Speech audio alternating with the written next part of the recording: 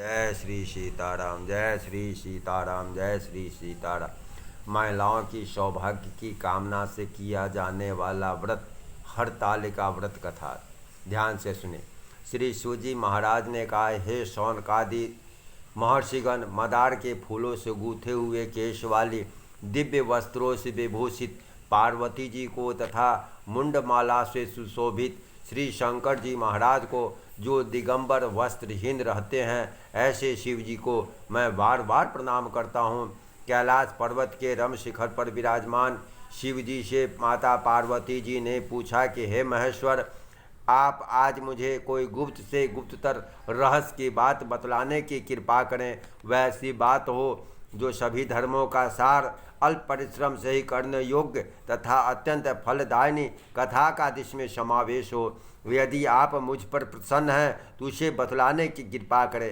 हे प्रभु, मैंने पूर्व जन्म में ऐसा कौन सा तप, दान या व्रत किया था जिसके स्वरूप आप जैसे त्रिलोक्याधीश्वर, अनादि और अनंत रूप वाले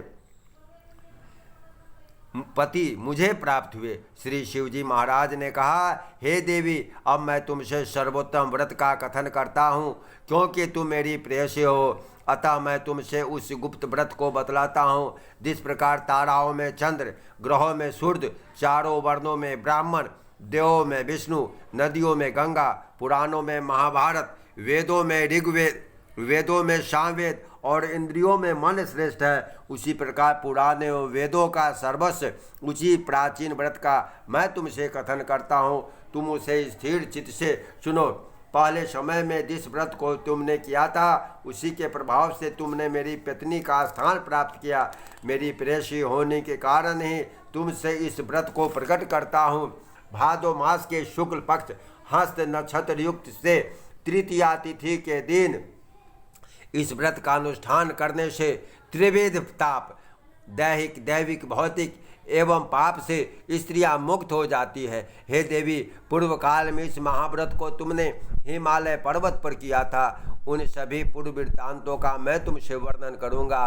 माता पार्वती ने कहा, हे नाथ, मैं से आपसे इस उत्तम व्रत को किस प्रकार किया था, उन सभी वृत्तांत को मैं आपके श्री मुख कमल से श्रवण करना चाहती हूँ।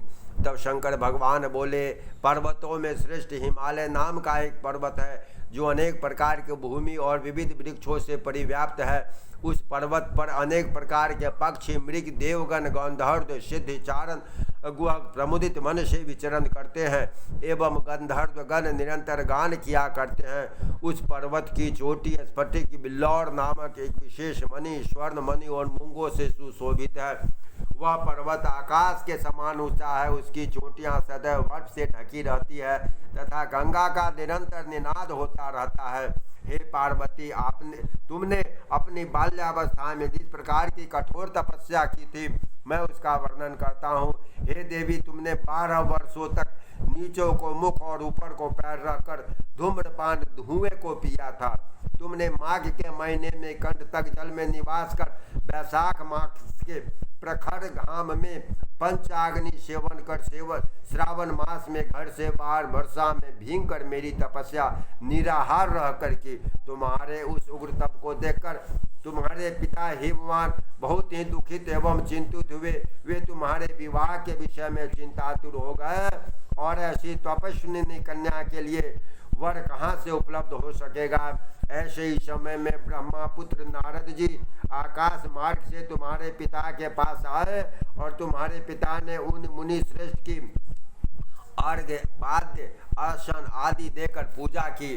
हिमा ने कहा, हे मुनि प्रवर, आप अपने आने का कारण बतलाइए, क्योंकि परम सौभाग्य से ही आप जैसे महानुभावों का आगमन होता है। उत्तर में नारद मुनि ने कहा, हे पर्वतराज, आप मेरे आने का कारण जानना चाहते हैं तो सुनिए। मुझे विष्णु भगवान ने आपके पास संदेशवाहक के रूप में भेजा है और कहा है, आपने इस कन्या रत्न को किसी योग्य पुरुष के हाथ में ही अर्पण करें। संपूर्ण देवों में वासुदेव से बढ़कर अन्य कोई देवता नहीं है। इसलिए मेरी भी यही राय है कि आप अपनी कन्या भगवान विष्णु को सौंपकर जगत में यशस्वी बने। नारद जी के बात सुनकर हिमालय ने कहा, यदि भगवान विष्णु ने इस कन्या को ग्रहण करने की स्वयं इच्छा जाहिर की है तो मुझे कोई आपत्ति नहीं, क्योंकि आपकी सम्मति है, इसलिए आप आज से इस संबंध को निश्चित ही समझिए। हिमवान द्वारा इस प्रकार का निश्चयात्मक उत्तर पाकर नारद जी उस स्थान से अंतर्ध्यान होकर शंख चक्र गदा एवं पद्मधारी भगवान विष्णु के पास उपस्थित हुए। उन्होंने हाथ जोड़कर प्रणाम करते हुए भगवान विष्णु से कहा, हे देव, मैंने आपका विवाह संबंध पर्वतराज हिमवान के पुत्री पार्वती से निश्चित कर दिया है। उधर हिमवान ने प्रसन्न होकर तुमसे कहा कि हे पुत्री, मैंने तुम्हारा विवाह भगवान विष्णु के साथ पक्का कर दिया।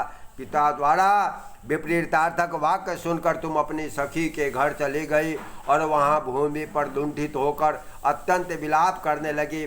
तुम्हें रुदन करते देखकर तुम्हारे सहेलियों ने तुमसे पूछा, हे देवी, तुम अपने दुख का कारण मुझे बतलाओ, हम सभी निस्संदेह आपका कार्य पूर्ण करेगी।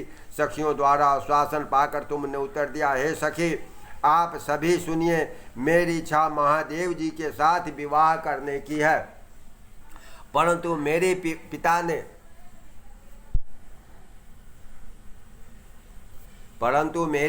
ने मेरे की इच्छा के विरुद्ध कार्य किया है, अर्थात उन्होंने भगवान विष्णु के साथ विवाह करने का नारद जी को वचन दिया है। इसलिए हे सखियों, अब मैं अपने शरीर का निश्चित रूप से परित्याग करूंगी।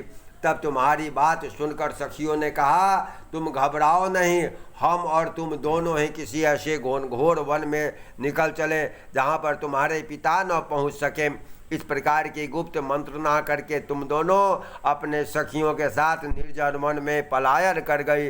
तदंतर तुम्हारे पिता हिमवान ने आस पड़ोस के प्रत्येक घरों में तुम्हारी खोज की, किंतु तुम्हारा कहीं भी पता न लगा। तुम्हारे पिता ने तुम्हें न पाकर मन में संदेह किया, कहीं किसी देव दानव किन्नर आदि ने मेरी पुत्री का अपहरण तो नहीं कर लिया। वे सोच में भी पड़ गए, मैं अब नारद जी को क्या जवाब दूंगा, क्योंकि मैंने उनसे भगवान विष्णु के लिए पुत्री के विवाह का वचन दिया था। अब मैं उपहास का पात्र बनूंगा। ऐसा सोचते सोचते वे घबराकर मूर्छित हो गए। उनके संज्ञा शून्य होते ही सभी लोग उनके समीप एकत्रित होकर उनसे पूछने लगे, हे पर्वतराज, आप अपनी मूर्छित अवस्था का कारण मुझे बतलाइए। कुछ स्वस्थ होने के बाद हिमालय ने उन लोगों से कहा, मेरी कन्या का किसी ने अपहरण कर लिया है, अथवा हो सकता है किसी विषधर सांप ने डस लिया हो, अथवा सिंह व्याघ्र आदि किसी हिंसक पशु ने भक्षण कर लिया हो। यही मेरे दुख का मूल कारण है। न जाने मेरी पुत्री कहाँ चली गई, मैं अब क्या करूं? ऐसा कहते हुए हिमालय इस प्रकार कांपने लगे जैसे किसी प्रचंड आंधी में वृक्ष हिलने लगते हैं। तत्पश्चात तुम्हारे पिता तुम्हारी खोज में भयानक जंगल के भीतर अग्रसर हुए। इधर तुम भी पहले से ही अपनी सखियों के साथ उस भीषण वन में जा चुकी